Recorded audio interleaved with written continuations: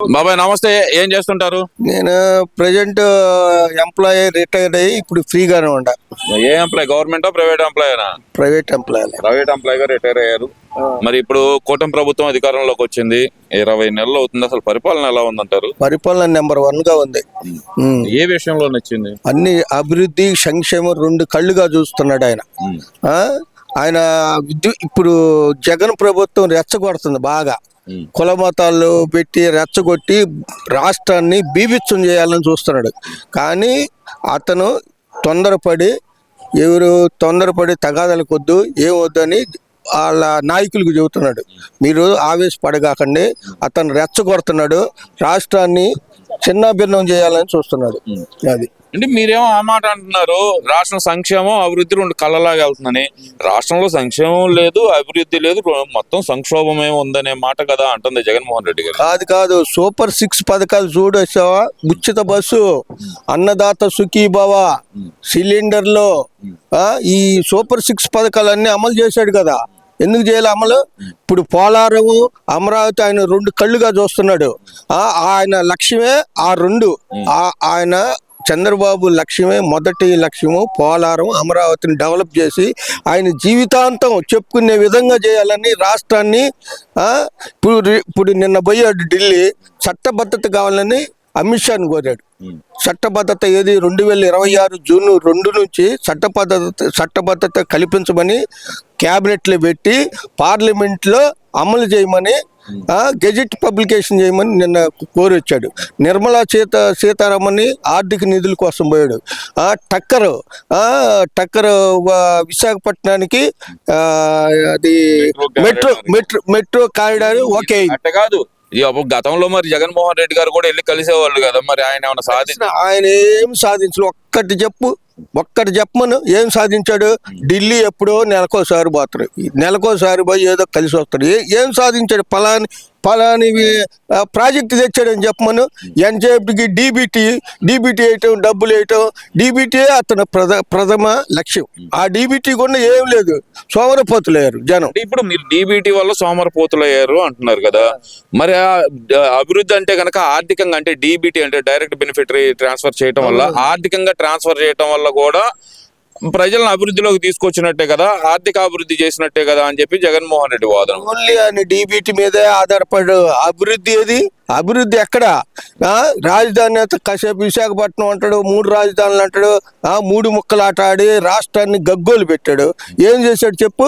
ఇతను అభివృద్ధి చేస్తున్నాడు, సంక్షేమం చేస్తున్నాడు, 2 కళ్ళుగా చూస్తున్నాడు. అసలు మీరు ఇందాక అన్నారు సూపర్ ఎక్స్ సూపర్ హిట్ అయినట్టు ఉందని మాట్లాడుతున్నారు. దాంట్లోనే ఇంకా 2 పథకాలు ఇవ్వలేదు, నిరుద్యోగ భృతి ఇవ్వలేదు, మహిళలకి ఇస్తానన్న 1500 ఇవ్వలేదు.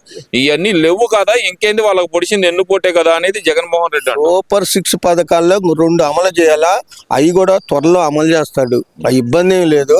అది కొద్దిగా రాష్ట్రం ఆర్థిక ఇబ్బందులు ఉంది కాబట్టి నిదానంగా అమలు చేస్తున్నాడు. ఒక్కొక్క పథకాన్ని ఒక్కొక్క రకం చేస్తాడు. ఇప్పుడు మనం ఇల్లు కట్టాలంటే 2 ఏళ్ళు పడుతుంది. మనం సొంతంగా హౌస్ కన్స్ట్రక్షన్ చేయాలంటేనే. అమరావతిని చూడిపో ఇప్పుడు ఎట్లుందో అమరావతి. అమరావతి మీద అసలుకి డెడ్ ఇన్వెస్ట్మెంట్ అంటున్నారు కదా బాబు. అసలు దాన్ని అసలుకి అక్కడే ఉంది, చేపలు పడుతున్నారు అని చెప్పి, ఒకళ్ళేమో పులసల పట్టాలని చూస్తున్నాం మేము అక్కడ అని చెప్పి వైసీపీ నాయకులు చెబుతుంటే ఏముందంటారు అక్కడ? చంద్రబాబు హైదరాబాద్ లో ఉన్నప్పుడు కూడా హైటెక్ సిటీ, సైబరాబాద్ అవి అమలు చేసేటప్పుడు బండేసేపు శంకుస్థాపన ఎగతాలు చేశారు ఆయన్ని. ఈనాడు చూడిపోయి హైదరాబాద్ ఎలుగుతుంది. రేపు బిల్ గేట్స్ కూడా వస్తున్నాడు 17వ తారీఖు. క్వాంటమ్ వ్యాలీ నిన్న శంకుస్థాపన చేసాడు. ఏం లేదంటే అట్లా కనపడతానే ఉంది కాడ. సచివాలయం చూడిపోయి ఎట్లుందో, సచివాలయం నెంబర్ 1 గా ఉంది. నువ్వు చూస్తే 7 స్టేర్లు కట్టాడు, బ్రహ్మాండంగా ఉంది. అసలు చూస్తే నీకు మలేషియా నీకు చూసినట్టు ఉంటుంది, అమెరికాలో చూసినట్టు ఉంటుంది. కాదు బాబాయ్, జగన్మోహన్ రెడ్డి గారు అంటుంది అసలు ఇన్ని 33,000 ఎకరాలు రైతుల దగ్గర తీసుకోవటం అవసరమా? నాగార్జున యూనివర్సిటీ దగ్గర ఒక 500 ఎకరాలు తీసుకొని కట్టెత్తే పోయిద్ది కదా. ఆయన అసెంబ్లీలో ఏం చెప్పాడు? ఇంకా 50,000 ఎకరాలు ఉంటే బాగుంటుంది అమరావతి కానీ ఆయన చెప్పాడుగా, అసెంబ్లీలోనే చెప్పాడు. అది కూడా క్లియర్ గా నీకు అసెంబ్లీలో ఆయన 50,000 ఎకరాలు అయితే ఇంకా బాగుంటుందని చెప్పాడు అమరావతికి. రాజధానికి 50,000 ఎకరాలు అయితే నెంబర్ 1 గా ఉంటుందని ఆయనే అసలు చెప్పింది. మరి ఇప్పుడు ఎందుకని ఇప్పుడు జగన్మోహన్ రెడ్డి గారు అంటుంది ఏంటంటే కూటమి ప్రభుత్వం మీద ప్రజల్లో పూర్తిగా వ్యతిరేకత వచ్చేసింది, అందుకే నా పర్యటనలకి జనాలు తండోపతండాలుగా వస్తున్నారు, నన్నే ముఖ్యమంత్రిగా కోరుకుంటున్నారు అనే మాట ఆయన అంటున్నారు కదా. మరి ఆయన అంటాం కాదు, నిజంగానే జనాలు వస్తున్నారు కదా, అంటే ప్రజల్లో అంత వ్యతిరేకత ఉందంటారా మరి? సార్ ఇప్పుడు ఓడిపోయేవాడికి 100 మంది, ఓడిపోయేవాడికి 80 మంది వస్తారు, గెలిచేవాడికి 100 మంది వస్తారు, అందరికి వస్తారు.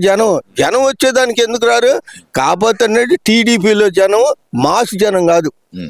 జనం ఓట్లేసి ఇంట్లో కూర్చొని ఓట్లేసే వాళ్ళు బయటికి పబ్లిక్ గా వచ్చి వాళ్ళు రారు. ఉంటారు ఓడిపోయేవాడికి 80 మంది ఉంటారు, గెలిచేవాడికి 90 మంది, 10 మందిగా డిఫరెన్స్. జనం ఎందుకు? ఎవరికైనా వస్తారు, నాయకుడికి జగన్మోహన్కి వస్తాడు, చంద్రబాబుకి వస్తాడు. అసలు రాష్ట్రంలో ప్రభుత్వంలో పరిపాలన లేదు, మొత్తం రెడ్ బుక్ రాజ్యాంగమే నడుస్తుంది, ఇది జంగిల్ రాజ్ అంటున్నారు కదా సార్. మరి జంగిల్ రాజ్యం లేదు. రెడ్ బుక్ సరిగా అమలు చేస్తే ఇంకా దెబ్బతింటాడు. రెడ్ బుక్ వారికట్ల ఏదో లోకేష్ అన్నడే కానీ దాన్ని చట్ట ప్రకారంగా చట్టం దాని పని అది చేసుకొని పోతుంది కానీ కావాలని కక్షపూరితంగా ఏమీ అమలు చేయట్లే వాళ్ళు. అమ్మటి రాంబాబు ఉన్నాడు, చంద్రబాబు తిడితే ఊరుకుంటారా? ఒక ముఖ్యమంత్రిని రాష్ట్ర ముఖ్యమంత్రిని ఎట్టంటే అట్లా తిడితే అతను క్రేజ్ కోసం తిట్టాడు. కానీ అతను స్వార్థం కోసం. సత్తెనపల్లి సీట్ లేదు, ఎక్కడ సీట్ లేక గట్టిగా మాట్లాడితే సీట్ ఇస్తాడని వాడు జైల్లో ఉంటే, 1 నెల జైల్లో ఉంటే ఈసారి సీట్ ఇస్తాడు జగన్ అని మాట్లాడాడు. అంతే, అది అందరికి అర్థమైపోయింది ఆ ట్రెండ్. అది అంటే ఇప్పుడు వాళ్ళ పొలిటికల్ భవిష్యత్తు కోసమే ఈ గొడవలు చేస్తున్నారు. ఓన్లీ అంతే, అతను పొలిటికల్ భవిష్యత్తు కోసమే. అతను కేవలం అతనికి సీట్ ఎక్కలేదు, సత్తెనపల్లి ఎక్కడ సీట్ లేక అతను పొలిటికల్ అతని కోసం మాట్లాడాడు. ఇతను మాట్లాడి జైల్లో ఉంటే రేపు జగన్ నాకు సీట్ ఇస్తాడు, మళ్ళీ నాకు ఏదైనా ఇస్తాడని, పదవులు ఇస్తాడని అతను మాట్లాడాడు. అంతే, స్వార్థం కోసం. అసలు అదేం కాదు, రాష్ట్రంలో ముఖ్యంగా మీరేమో రెడ్ బుక్ లేదంటున్నారు. ఆ రెడ్ బుక్ రాజ్యాంగంలో భాగంగానే అటు బీసీలు అయినటువంటి జోగి రమేష్ మీద కానీ, ఇటు కాపులు అయినటువంటి కాపు టైగర్ అంటున్నారు మరి జగన్మోహన్ రెడ్డి గారు. అతని మీద దాడి కానీ అసలు కొట్టేస్తారా చంపేస్తారా అని మరి ఆయన అడుగుతున్నారు కదా సార్. కరెక్టేనండి, జోగి రమేష్ అనుచరులే చెప్పారుగా మేము మంది కల్తీ చేసి అమ్మినాం అని. వాడే చెప్పాడుగా, వాళ్ళే జైల్లో అందరికి చెప్పాడుగా. జోగి రమేష్ వాడు నేను చేయలేదంటే దొంగతనం నేను చేసినానని చెబుతాడా? అందరికి తెలుసు. ఆ ఇబ్రహీంపట్నంలో ఈ జోగి రమేష్ వ్యవహారం మొత్తం అందరికి తెలిసిపోయింది. అది సార్, మరి జగన్మోహన్ రెడ్డి గారు అంటుంది ఏంటంటే కనుక ఇంకొక సంవత్సరంన్నరలో పాదయాత్ర చేస్తానంటున్నారు కదా, మరి ఆ పాదయాత్రను ప్రజలు అలా రిసీవ్ చేసుకుంటారంటారు? పాదయాత్ర చేయాలా? చేయకపోతే ఆయనకి మనుగడ లేదుగా, మనుగడ ఉండాలిగా. లేదని అలా అనుకోవాలండి. మనుగడ కోసం అతను పాదయాత్ర చేయాలా, మళ్ళీ జనాల్లో ఉత్సాహం తీసుకురాలని పార్టీని పాదయాత్ర చేస్తారు. పాదయాత్ర చేసినంత మాత్రాన జనంలో మార్పు ఏం రాదు. అది ప్రజెంట్ ఈ 3 పార్టీలు కలిసి ఉంటే అతను వచ్చే పనే లేదు. ఉండవల్లి అరుణ్ కుమారే చెప్పిండు, వాడు తేపకో మాట చెబుతాడు, కాసేపు జగన్ పొగుడుతాడు, కాసేపు చంద్రబాబుని తిడతాడు, కాసేపు చంద్రబాబుని పొగుడుతాడు, కాసేపు జగన్ తిడతాడు. ఉండవల్లి అరుణ్ కుమార్ ఇచ్చాడు తెలుసా నీకు స్టేట్మెంట్? ఈ 3 పార్టీలు కలిసి ఉంటే వచ్చే పని లేదు. నిన్న కూడా అంటున్నాడు కదా సార్, విజయసాయి కూడా చెప్పాడుగా, విజయసాయి రెడ్డి కూడా ఆయన కూడా చెప్పాడుగా. 3 పార్టీలు కలిసి ఉంటే వచ్చే ప్రశ్నలు కాతే మెజార్టీలు తగ్గుతాయి, సీట్లు తగ్గుతాయి, కొద్ది గొప్ప అధికారం అనేది డెఫినెట్గా వస్తుంది. ఎప్పుడైతే ఈ 3 పార్టీలు విడిపోతాయో అప్పుడు కష్టంగా ఉంటే ఉండొచ్చు. కాదు సార్, మరి 2029 అధికారం మాదే, మేము వస్తే 2.0 పరిపాలన చూపిస్తామంటున్నారు. అట్లా అనాలిగా సార్, రాకుండా మా ప్రభుత్వం మాదనిపోతే అసలు నీకు 11 సీట్లు వచ్చినప్పుడే కౌంటింగ్ అప్పుడే గ్యారెంటీగా మాదే ప్రభుత్వం వచ్చింది. దానిలో సహజం అంటారు, అనపోతే కార్యకర్తలు నిరుత్సాహపడతారు. అది కార్యకర్తల ఉత్సాహం కోసం మాత్రమే అంటారు. అంతే, ఓన్లీ కార్యకర్త. ఈ 3 పార్టీలు విడిపోతే మటుకు కొద్దిగా టైట్ గా ఉండదు, విడిపోతే వచ్చే ప్రశ్నే లేదు. అవకాశం లేదు. కాకపోతే ఇంకొక 5 ఏళ్ళు మటుకు చంద్రబాబు వస్తే రాష్ట్రాన్ని బాగా అభివృద్ధి పరుస్తాడు అతను.